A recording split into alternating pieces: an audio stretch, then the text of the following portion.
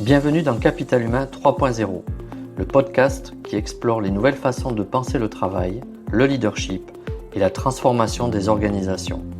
Je suis Johan Darquest et dans chaque épisode, je vous propose un regard décalé, éclairé et profondément humain sur les enjeux RH, managériaux et sociétaux d'aujourd'hui. Prêt à remettre du sens, de la conscience et de l'intelligence collective au cœur de nos pratiques? Alors c'est parti! Bienvenue dans Capital Humain 3.0 pour un nouvel épisode. Alors Capital Humain 3.0, c'est le podcast qui explore les transformations du travail sous l'angle de la conscience, des sciences humaines et de l'innovation managériale. Alors cet épisode, je l'ai intitulé Neuroleadership, comment les neurosciences redéfinissent les postures managériales. Alors vous l'avez compris, dans cet épisode, nous allons plonger dans un thème passionnant, le neuroleadership. Les questions qui sont associées à tout ça, c'est comment les neurosciences peuvent-elles aider les managers à mieux comprendre le cerveau humain, bien évidemment ensuite d'adapter leur posture en fonction et de créer des conditions d'une performance durable, éthique et humaine.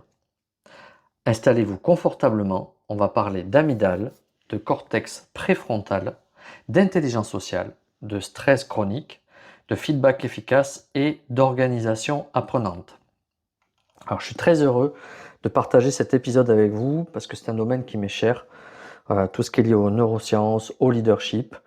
J'ai déjà fait quelques émissions où j'effleurais un petit peu le sujet et je me suis dit qu'aujourd'hui c'était intéressant de pouvoir associer les deux et de vous faire une petite introduction parce que ce domaine est tellement vaste qu'aujourd'hui je vais vous entrouvrir des portes et après à vous d'aller un petit peu plus loin pour les creuser, mais on va poser un petit peu le sujet. Déjà pour commencer, pourquoi parler de neuroleadership aujourd'hui? Alors dans un contexte de mutation rapide des organisations, je rajouterai aussi de crise de sens et puis de plus en plus d'attentes accrues sur la QVCT, alors qualité de vie et conditions de travail. Mais il apparaît que le leadership, c'est une piste puissante pour remettre l'humain au centre des dynamiques de performance. À mon avis, c'est un sujet qui va prendre de plus en plus d'ampleur et c'est un axe qui est très intéressant pour accompagner les transformations des entreprises aujourd'hui.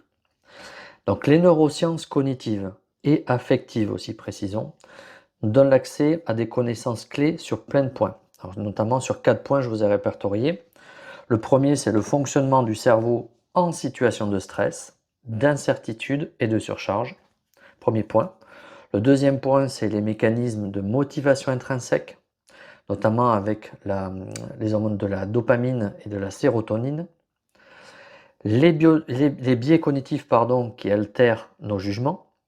Et le quatrième point, le besoin de sécurité psychologique pour apprendre et coopérer. Donc ces apports des neurosciences cognitives et affectives nous permettent d'éclairer autrement le leadership. Je dirais aussi d'y intégrer la dimension neurobiologique. Alors bien évidemment, ça se fonde ça se fonde sur des neurosciences. Et je vais aborder avec vous quelques points clés pour que vous puissiez bien comprendre. Donc un leadership efficace, il repose sur, comment je pourrais dire, sur une mobilité, voilà, on va dire une mobilité entre différentes zones du cerveau. Notamment la première zone, c'est le cortex préfrontal. C'est le siège de la réflexion, de la planification, de l'autocontrôle. L'autre zone qui est importante, c'est l'amygdale. C'est le centre des réactions émotionnelles, notamment la peur, la colère, la réactivité. L'autre partie du cerveau, c'est le cortex singulaire antérieur. Alors, celui-là est un peu moins connu, mais c'est le lien entre la pensée et les émotions et tout ce qui est attrait au domaine de la régulation des conflits. Et puis le quatrième, c'est le système limbique qui est associé directement à la mémoire affective et notamment tout ce qui est résonance relationnelle. Donc par exemple, un manager qui agit sous stress chronique, il va activer fortement son amygdale. Ça réduit ses capacités d'empathie et de vision systémique. A contrario, un leader conscient de ses propres états internes, il peut activer des réponses, je dirais, adaptatives. Euh, on va dire ça permet d'ouvrir des champs de solutions et créer un certain climat de confiance. Alors je vous ai mis quelques références. Donc un des pontes du neuroleadership, c'est David Rock, qui est un peu à l'initiative de ce concept, et notamment du modèle SCARF. Alors SCARF, c'est S-C-A-R-F, S pour status, C pour certainty, O pour autonomie, R pour relatedness et F pour fairness. Alors désolé pour mon accent anglais, franglais, comment dire. Donc voilà, ça c'est le modèle SCARF. Je rentrerai un petit peu dans le détail sur ce que ça représente. Il y a aussi deux autres références clés, deux autres personnes clés que j'ai pu vous mentionner. C'est Antonio Damasio, qui lui a beaucoup travaillé sur le lien entre l'émotion et la prise de décision. Voilà, c'est très intéressant. Et Daniel Siegel, qui a travaillé lui sur le modèle du cerveau intégré avec une approche interpersonnelle. Très intéressant aussi. Donc après, vous avez tellement de références sur ces domaines-là, j'en ai mis quelques-unes, à vous d'aller creuser et d'aller un petit peu plus loin. Alors je vais revenir un petit peu sur le modèle SCARF pour que vous puissiez avoir une compréhension. Le feedback neurocompatible. Alors, un bon feedback voilà, entre différents interlocuteurs, ça respecte le modèle SCARF pour éviter de sentir une menace perçue par les protagonistes. La première chose, c'est valoriser. C'est l'équivalent du status pour le S. Ensuite, clarifier les attentes. Ça, c'est super important. C'est le certainty. L'autre élément, c'est de donner une marge de manœuvre, notamment le autonomie dans le A de SCARF. Puis le R de relatedness, c'est, pourrait le traduire, l'associer à montrer de la considération humaine. Et le fairness, c'est assurer une équité. Donc la régulation du stress, si on fait un focus là-dessus, un manager formé à ces aspects, il peut repérer des signes de surcharge chez des collaborateurs et bien sûr adapter différentes choses, le rythme, la charge cognitive et puis aussi la manière de communiquer et de relationner. Donc ça, c'est quelque chose un point important. L'autre point aussi, c'est l'activation des circuits de la motivation. Donc c'est, notamment avec la production de dopamine, c'est donner du sens à l'action. Valoriser les réussites, on va stimuler la sérotonine. Et puis l'autre hormone qui est importante, c'est l'ocytocine, où on va créer un sentiment d'appartenance. Je vais prendre un exemple très concret chez Microsoft, sous l'impulsion de Satya Nadella. Ils ont créé une culture du growth mindset qui est inspiré des travaux de Carol Dweck. Et ce concept, en fait, pour vous compreniez, il distingue deux états d'esprit. Le premier, c'est, on va le traduire en anglais, c'est fixed mindset, c'est l'état d'esprit fixe. Donc ça, ce point clé, cette notion clé, ça considère que les compétences, elles sont figées et que l'échec est une preuve de faiblesse. Donc il y a cet état d'esprit à distinguer et ce qui a été prôné chez Microsoft, dont je vous ai expliqué tout à l'heure, le growth mindset, c'est l'état d'esprit de développement. Et là, dans cette vision des choses, on perçoit les compétences comme évolutives, non figées. Et l'échec est pris comme une opportunité d'apprentissage, justement pour recréer d'autres repères et faire évoluer en fait la compétence. Et tout ça, c'est étayé par la neuroscience, parce que les neurosciences ont démontré qu'on a une plasticité cérébrale.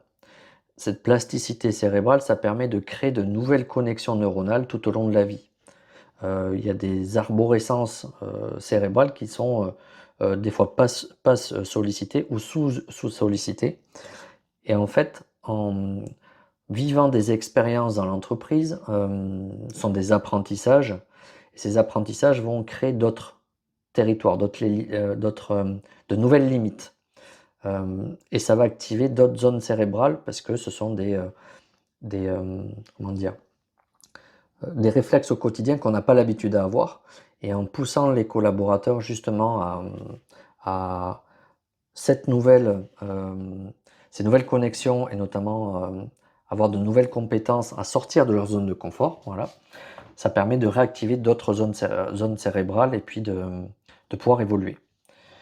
Donc, adopter un growth mindset, donc état d'esprit de développement, c'est donc créer un climat de sécurité psychologique où les collaborateurs, ils osent sortir de leur zone de confort, poser des questions, expérimenter, et sans peur du jugement, parce qu'ils savent que finalement l'échec n'en est pas un, ce sont que des expériences qui vont servir à apprendre et à progresser. Donc cette culture, elle a transformé Microsoft de l'intérieur, avec moins de compétition interne et plus de collaboration transversale, et une capacité d'adaptation renforcée, voilà, tout simplement. Donc vous voyez, ça c'est un changement de culture, et c'est vrai qu'on n'est pas forcément toujours habitué dans nos entreprises à avoir cet état d'esprit d'acceptation, d'oser, euh, d'oser, de se tromper, de faire évoluer, et voilà. Parce qu'on est beaucoup dans des sociétés du contrôle, avec une peur des collaborateurs, d'oser, de tester, peur de la sanction, etc. Avec l'idée préconçue que les, les sachants, ce sont les managers de haut niveau, et qu'il y a des exécutants et des sachants. Ce modèle-là aussi amène à ce que les managers aient un autre positionnement, c'est-à-dire plus un rôle de facilitateur pour donner envie au personnel de terrain, aux non-managers, aux techniciens, peu importe, d'oser, tester et de créer un climat de confiance et de sécurisation où ils vont pouvoir tester, développer, se tromper, refaire et bénéficier de l'intelligence collective pour pouvoir créer une émulation et créer de l'innovation quelque part.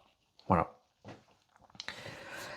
Donc, malgré, je vais dire, son intérêt croissant, le neuroleadership, il est parfois critiqué. Alors, pour plusieurs raisons, parce que, et ça peut se comprendre, il peut y avoir un risque de surinterprétation des données neuroscientifiques. Notamment aussi l'absence de validation univoque de certaines corrélations. Et le danger du neuromanagement instrumentalisé qui peut conduire à parfois de la manipulation, du contrôle. Il faut bien comprendre que l'outil n'est pas la finalité, et que comme tout outil, ce qui est important, c'est quel est le dessein à laquelle on utilise cet outil. Comme les réseaux sociaux par exemple, ils ne sont pas toxiques en soi, c'est l'usage qu'on en fait et la finalité. Mais pour le neuroleadership, c'est exactement la même manière. Mais bien utilisé, ça constitue quand même une grille de lecture puissante, éthique, et puis et surtout responsabilisante pour les équipes. La clé de tout ça, pour moi, c'est à la fois de croiser les neurosciences, l'intelligence relationnelle et quelque part une conscience systémique. Voilà, que tout est imbriqué, est un système. Quand on aborde l'entreprise en mode systémique, c'est beaucoup plus facile pour poser les bases d'un neuroleadership.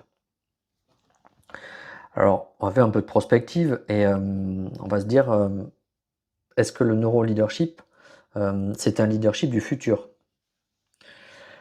Alors, les dernières avancées en matière de recherche, elles suggèrent que le cerveau humain, il est neuroplastique. Donc, on a parlé tout à l'heure de neuroplasticité cérébrale. Donc, chaque leader, il peut apprendre à désactiver ses automatismes. Et ça, c'est important. C'est pour ça que le développement personnel a le vent en poupe aussi, parce que la dimension de coaching aussi, parce que les neurosciences attestent le fait que grâce à cette neuroplasticité, on peut redéfinir des programmations, repousser des limites, sortir de notre zone de confort et recréer d'autres activations d'arborescence cérébrale. Donc amener à se dépasser, se bonifier et s'améliorer. Donc ça, c'est étayé par les neurosciences. Les dernières avancées aussi suggèrent que l'empathie et la méditation modifient durablement l'architecture neuronale. Ça, c'est très important, ça. Dans l'entreprise, souvent, on est dans des temps super optimisés, c'est-à-dire qu'avec très peu, alors c'est pas toujours le cas, mais on est dans une recherche d'optimisation du temps. C'est important aussi de donner des temps de respiration physiologique, psychologique, et la méditation crée des temps de méditation. On peut méditer un petit temps. Ça permet notamment de modifier durablement cette structuration, cette architecture neuronale, et donc d'ouvrir la possibilité à aller explorer, repousser des limites pour les collaborateurs. Donc l'empathie aussi. L'autre point aussi de ces dernières avancées, ça suggère que les collectifs apprenants, ça stimule, comment dire, ça stimule l'intelligence, je vais dire, adaptative. Et le pouvoir d'un collectif, surtout dans une dynamique apprenante, d'évolution, quand un collectif se met dans cette dynamique-là,